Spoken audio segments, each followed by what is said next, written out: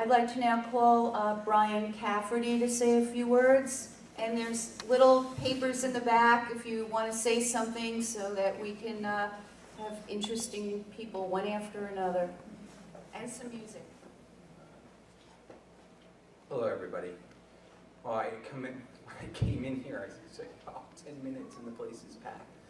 And I see, when I look around this room, it's like old home week.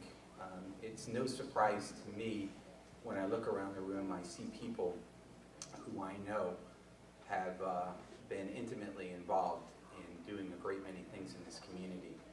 And so, you know, it's clearly, it's clearly Dietrich bringing all these people out, and it's great to see. I met Dietrich, it's got to be over 30 years ago. Believe it or not, when I met him,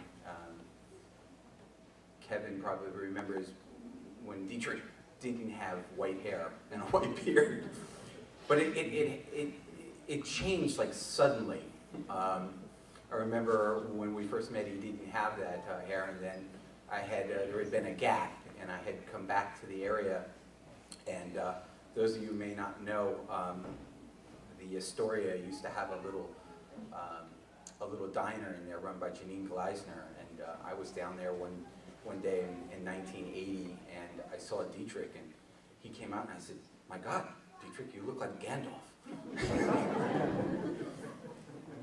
Anyhow, Dietrich and I became friends, and I think we became friends because we shared this deep, deep love for the town of Rosendale. I know he did. And I was born and raised here. He always was intrigued by my experiences that predated his tenure in town.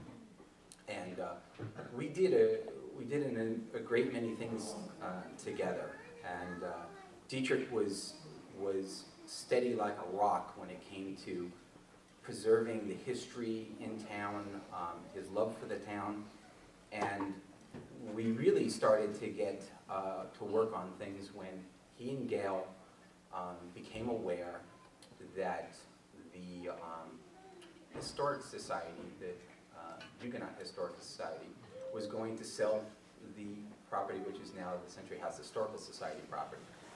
And Gail and Dietrich decided, the two of them, that this was not going to happen. And they came in and they did what they could to save that property, and they, with their own resources, which were not that extensive, they saved that property, and they saved what was the historical legacy of this town, which was the early cement mining industry, which is the whole reason why the town was built to begin with. And he continued to, along with Gail and the Historic Society, continued to preserve the history of the town of Rosendale. And I think one of the things that people didn't know about what Dietrich was doing, because a lot of times he didn't, and I remember one time having a discussion with him. I said, you know, Dietrich, you really need a better publicist. And he goes, I don't need no stinking publicist. I said, okay, you're making my point for me. Anyhow,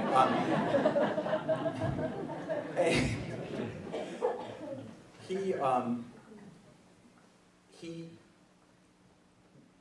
over the last, since the Historic Society was founded, a lot of people don't know this, Dietrich spent his days on the internet, and the advent of eBay was just a fantastic thing for him, because he would spend his days reaching out into cyberspace, into the world, finding documents all over the world, obscure documents, because that was his thing. And he was drawing back history, the history of the town of Rosendale, with his own resources, buying these documents and pulling them back to be archived right here in town. I don't think a lot of people knew that. You know, saving the Historic Society was one thing, but he spent years pulling back all these documents. And I just want to say, I know he didn't want a publicist, so I'll be his publicist for a second. what he did and his legacy is all around for people to see. This community owes him a great debt of gratitude, and I will miss him, and the community will sorely miss him. Thank you very much.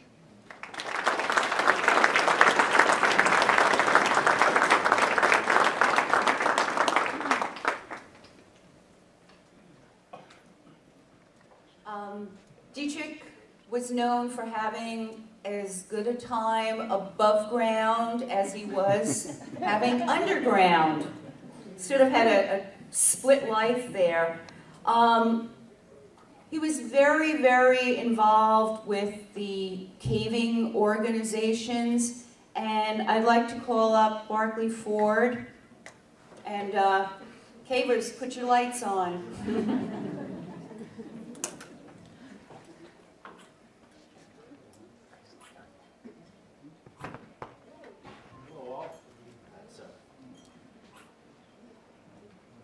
I didn't know anything about Dietrich or the history of the town. We just knew that it was a place that he made available to us for what we call the NRO, Northern Regional Organization, where we had, I think we must have had 4 or 5 functions there. Every time we go there, we'd see some parts had been neglected, other parts had been worked on, but all of it showed a progress and a spirit and a heart. It was great to watch that. He did so much for the place. Normally, cavers don't like anything to do with limestone, because for someone to mine limestone, they have to take rock out of the ground that is part of a cave. But he went through a lot of effort to make sure that what a lot of people would think of as an attractive nuisance, he used as a drawing point to bring society together. Now, traditionally, as people have a piece of property and they get older, they tend to get closed away from that sort of thing. The idea of having strangers on their land coming in with, questionable business practices or who knows what. It becomes too much of a trouble as people get older, but he kept it up through all the years. And for that, very grateful to him.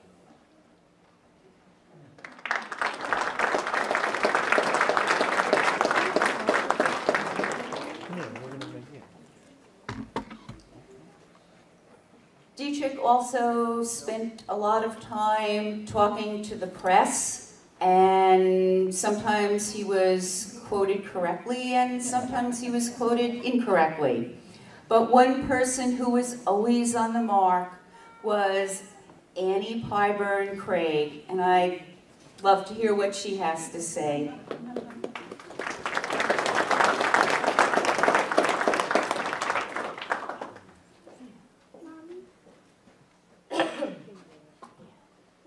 10 years ago, I had to get out of where I was living.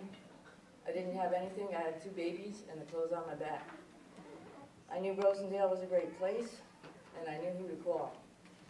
I called Dietrich. He gave me a phone number. Called the phone number. I had an apartment that I could afford with a Marine Corps veteran next door who babysat. And right down the street was a lady having a yard sale, and she gave me 3 carloads of home furnishings for $10. The Dietrich mojo was on. Over the years, the number of exciting ideas that he put my way was just endless. And then at one point, he knew I had a little bit of a power struggle going on. He knew that there were some people that I wasn't too thrilled with, and they were coming to his Independence Fall Gala. So was I, all of a sudden. And there was nothing, of all the political events that I've ever been privileged and burdened to go to over the years, there's been nothing like that. I had dinner at a wonderful table full of people. Phil Turpinning was my dinner partner. I feel sorry for anybody that never got to do that. That was great. Dietrich was ruling the room and rocking and rolling. And the one person that I didn't really like, that I thought very little of me, I got to walk up behind him, grab his elbow, and say, "Hi, so-and-so," and watch him spit scotch out his nose. That was good stuff. And just recently, last fall, my 17-year-old stepson, I think his favorite thing about life around Rosendale is that we have caves to play in. He and a couple of his best buddies were down in the caves, and to their amazement, there was another person there. It was like a hobbit. This guy came out of nowhere, he had long white hair and a white beard, and he started telling us all about the cave and the cement and all the people, and it was just